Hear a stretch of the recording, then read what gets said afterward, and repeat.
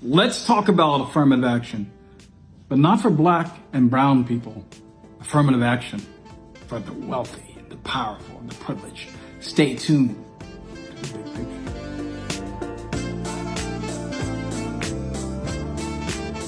Well, let me start out by saying, as always, welcome back to the big picture, and let me invite you, please, to share this. And this is one of those important messages that we have to get out today. It's about the college admissions scandal that came to the surface earlier this week. The rich and the powerful, the well-connected have been buying college admission slots for their children who may or who may not be intellectually capable of performing at some of the most prestigious schools in the United States of America, such as Stanford and Yale and USC and UCLA and Boston College. Now, what's haunting about this, and what's just, for me, what infuriates me, is that African Americans and other minorities are typically accused of taking the slots from qualified white children through affirmative action.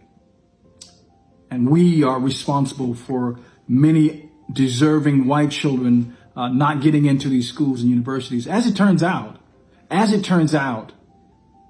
the amount of scholarships and slots that are set aside through affirmative action are crumbs.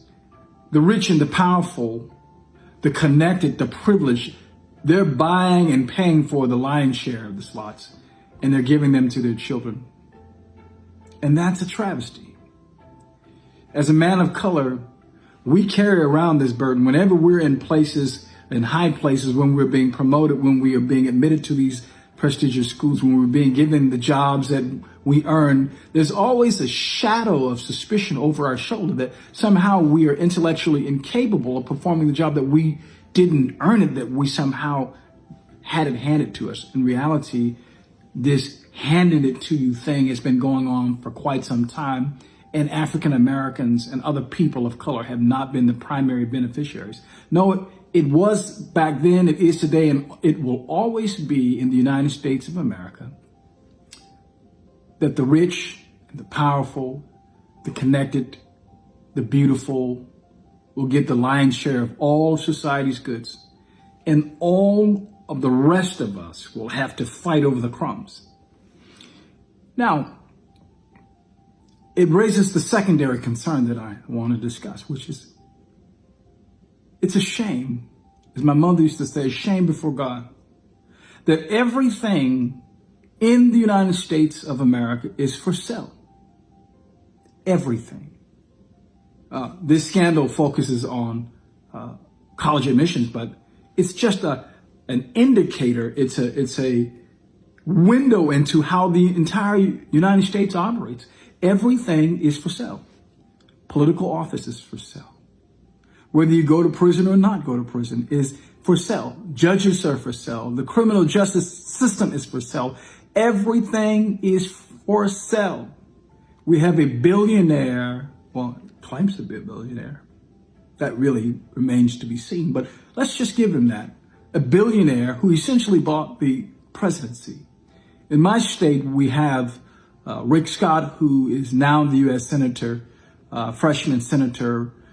He's a millionaire, maybe even a billionaire, but he became a billionaire or a millionaire by defrauding Medicaid and Medicare. He first bought the office of the governor. He spent millions and millions of dollars. And after he was termed out, he ran for Congress and he ran for the Senate, and he bought that office too.